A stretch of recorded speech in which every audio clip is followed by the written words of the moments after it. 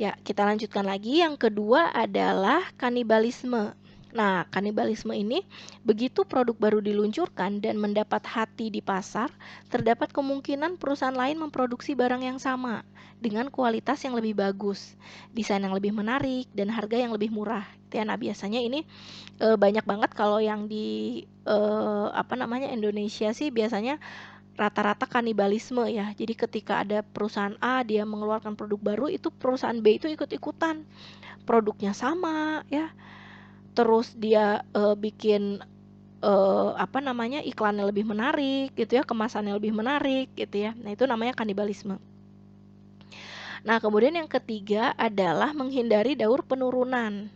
Jadi, begitu produk baru mendapat persaingan yang begitu telak dari produk lain, perusahaan harus merevisi produknya dan memperbaiki fitur, desain, kualitas, atau kemasannya, gitu ya. Jadi, biasanya ketika misalnya perusahaan A sadar nih bahwa produknya dikanibal gitu ya, itu biasanya mereka langsung melakukan inovasi di produk itu, entah itu kemasannya diubah dan lain sebagainya. Nah, kemudian yang selanjutnya adalah perubahan itu jangan terlalu kecil gitu ya. Jadi tindakan kanibalisme atau perbaikan produk dalam rangka mengalahkan pesaingnya tidak cukup hanya dilakukan melalui perubahan sederhana atau minimalis gitu ya. Jadi biasanya perubahan-perubahan yang dilakukan gitu ya untuk menghindari kanibalisme ini juga biasanya perubahan-perubahan yang ekstrim gitu ya. Kalau misalnya tidak sanggup berubah, biasanya produk itu tidak akan bertahan lama gitu ya. Kita bisa lihat produknya saya kok kepikirannya mie terus ya. Makanan terus. Mie, teman-teman mungkin pernah tahu ya, mie yang kemasannya itu di kotak jadi kayak mie ayam gitu. Mungkin teman-teman masih ingat siapa yang duluan meluncurkan, kemudian ada produk sejenis yang meluncurkan dengan harga yang lebih murah gitu ya, dengan iklan yang ayamnya lebih banyak gitu ya. Nah, itu namanya kanibalisme. Nah, kemudian yang kelima adalah tidak menunggu sampai produk lama mati, gitu ya. Jadi kebijakan mengganti produk yang terlihat sudah mulai ditinggalkan oleh pasar adalah tindakan penting. Seperti yang telah disebutkan, menahan gejala penurunan penjualan produk yang begitu konstan di pasar relatif sangat sulit, gitu ya. Jadi kalau misalnya kira-kira ada sebuah produk ya, biasanya brand gitu ya, merek tertentu itu kok kayaknya udah mau mati nih di pasar, udah nggak ada yang minat.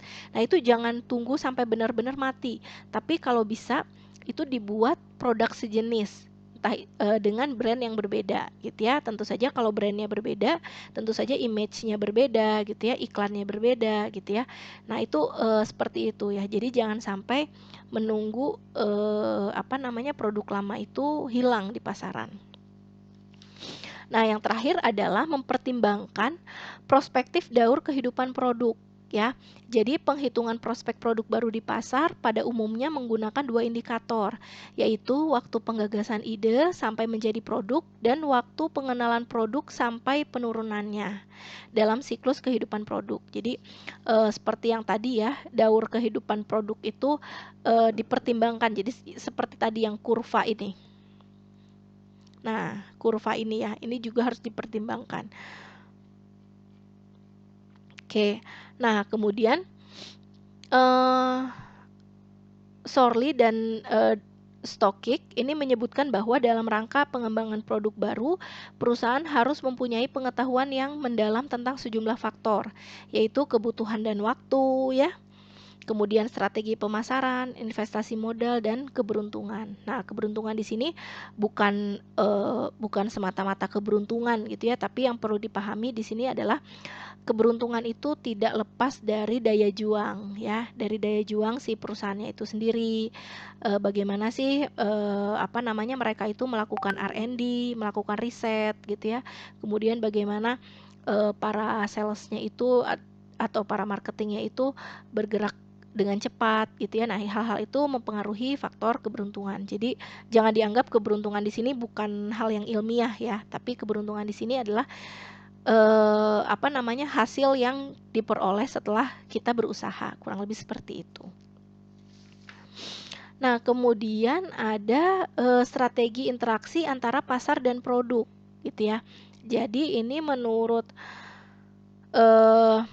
ada 5 skenario ya. Ada 5 skenario, nanti teman-teman bisa baca apa saja skenarionya, terus fungsi dari setiap skenarionya itu seperti apa dan faktor resikonya apa.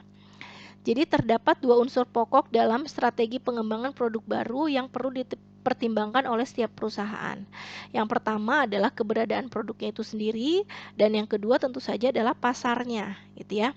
Nah, Samli di tahun 2011 menyebutkan 5 skenario bisnis dari interaksi antara keduanya, dan masing-masing skenario menghasilkan kegiatan aksi yang berbeda dalam rangka pengembangan produk baru seperti pada tabel.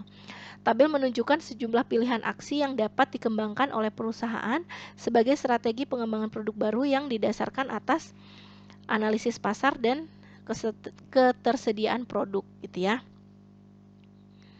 Jadi di sini ada 5 skenario ya. Saya singkat saja jelaskan. Di sini ada market dan ada produk, gitu ya. Jadi skenario 1 itu market plus produk. Market positif, produk positif, itu pasar ada dan terdapat sejumlah produk untuk memenuhi kebutuhan ini, gitu ya.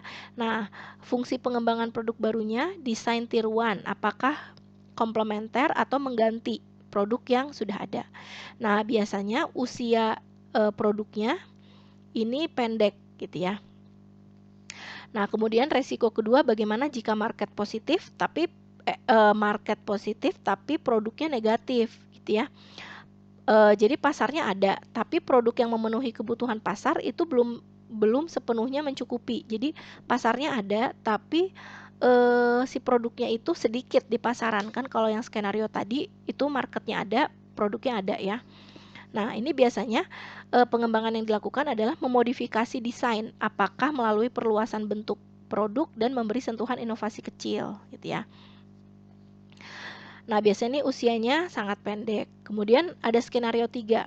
Skenario 3 adalah marketnya nggak ada, gitu ya. Produknya ada, gitu. Melalui sejumlah penelitian dan teknologi, produk baru sedang dikembangkan. Namun pasarnya secara nyata belum kelihatan, gitu ya. Nah, ini biasanya usia produknya itu sedang sampai jangka panjang. Nah, skenario yang keempat adalah ini biasanya marketnya nggak ada, produknya nggak ada, gitu ya. Jadi berdasarkan penelitian ini diindikasikan diperlukan produk baru di masa depan, gitu ya. Nah, ini biasanya yang umur produknya akan bisa long lasting, dan biasanya ini diperlukan riset yang mendalam ya. Nah, waktunya ini biasanya jangka panjang. Nah, skenario yang kelima ini adalah menggabungkan antara kebutuhan, pasar, dan produk. Jadi tidak ada indikasi kebutuhan atau produk di pasar itu. Jadi kalau yang skenario 4 ini kebutuhannya sudah terlihat, gitu ya, tapi marketnya nggak ada dan produknya nggak ada, tapi kebutuhan masyarakat Indonesia ini sudah terlihat, gitu ya, misalnya, atau masyarakat dunia ini sudah terlihat kebutuhannya. Nah, kalau yang kelima ini justru kebutuhannya juga masih dicari-cari tahu, kira-kira kebutuhan manusia di 20 tahun ke depan apaan sih, gitu ya. Nah, ini skenario yang kelima. Nah, biasanya ini nantinya ke depannya itu usia produknya akan sangat panjang, gitu ya. Oke, mungkin sampai di sini. Nanti teman-teman bisa pelajari lagi skenario-skenario ini dan bisa berpikir ya, bisa menganalisa kira-kira mana sih produk yang kita pakai sehari-hari yang dulunya ada di skenario 5, 4, 3, 2, 1 gitu ya. Kira-kira yang mana gitu ya. Nah, nanti teman-teman bisa lihat juga, bisa analisa sendiri sesuai dengan produk yang sering kita pakai. Oke, sekian dulu materi dari saya. Sampai ketemu minggu depan. Assalamualaikum warahmatullahi wabarakatuh.